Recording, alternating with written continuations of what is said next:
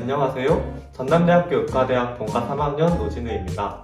안녕하세요. 전남대학교 의과대학 본과 3학년 김민수입니다. 병원 여러 과에서 정말 많이 사용하는 약 중 하나가 이뇨제인데요. 예를 들어 심장 힘이 약해지고 콩팥에 문제가 있을 때, 간에 문제가 있을 때, 폐에 문제가 있을 때 정말 다양한 상황에서 쓰이는 약물입니다. 진우 씨, 혹시 주위에서 이뇨제를 어떻게 알고 있던가요? 보통은 그냥 다들 물 빼는 약이라고 이렇게 간단하게만 알고 계시는 경우가 많은 것 같아요. 맞습니다. 대부분 사람들이 이뇨제라고 하면 소위 물을 빼는 약 하나로만 알고 계시는 경우가 많은데요. 사실 다양한 상황만큼 각각에 맞는 다양한 종류의 이뇨제가 존재합니다. 그러면 어떤 종류의 이뇨제들이 있을까요? 그래서 오늘은 병원에서 많이 사용하는 이뇨제는 어떤 것들이 있는지, 언제 사용하고 부작용은 어떤 것들이 있는지 간단하게 알아보겠습니다.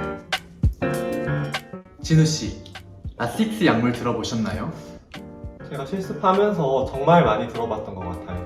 오늘 처음 소개할 약물이 라식스인가요? 네, 맞습니다. 가장 많이 들어보셨을 라식스입니다. 라식스의 성분명은 프로세마이드인데요.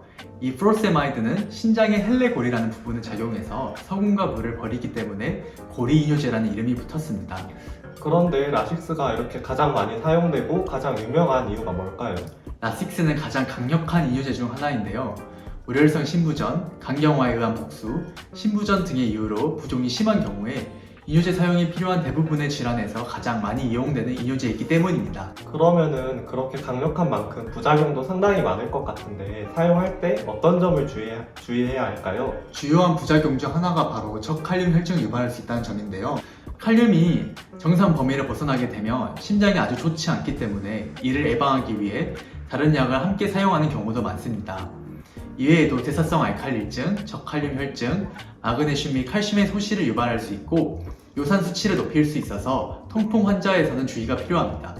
특히 이독성이 있어서 이독성이 있는 겐타미신 같은 다른 약제와 함께 사용하는 경우에도 주의가 필요합니다.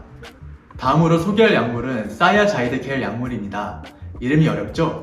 아무튼 이 사이아자이드 계열 약물에는 다음과 같은 종류가 있습니다.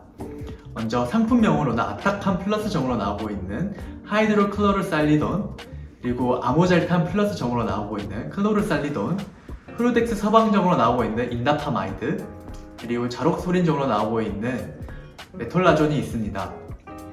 아까 라식스 같은 경우에는 헬레보리에 작용해서 강력한 이뇨제라고 하셨잖아요. 그러면은 이번에 소개해주신 이뇨제들은 어떤 원리로 물을 빼주게 되나요?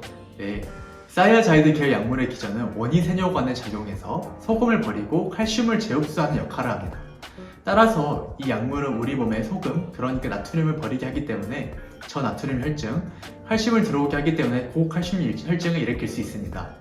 그 외에 저칼륨 혈증, 대사성 알칼리증 등이 발생할 수 있습니다.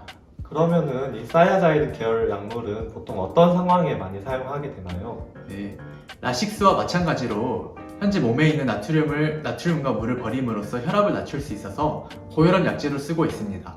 또한 우리 몸에 칼슘으로 만들어진 요관도를 예방하는 데 사용하고 있습니다. 그러면 사용에 주의해야 할 점은 무엇이 있을까요?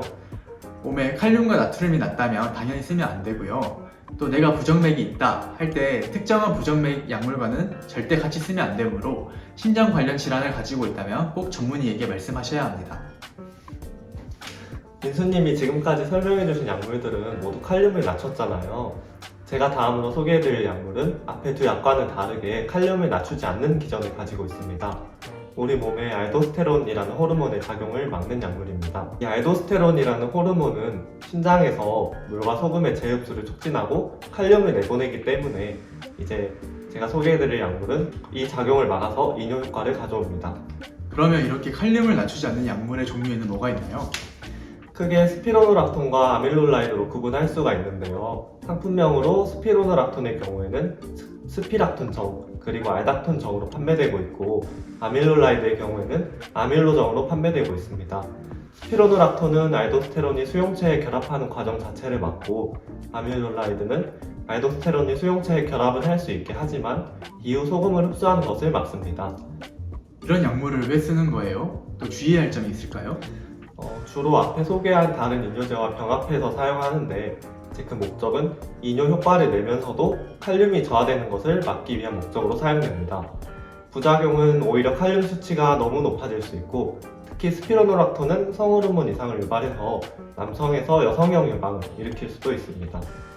오늘 이렇게 대표적인 이뇨제의 종류에 대해 알아보았습니다. 보다 정확한 내용은 당연히 전문의와 상의하시고 구독, 좋아요, 추천, 알림 설정까지 꼭 눌러주세요.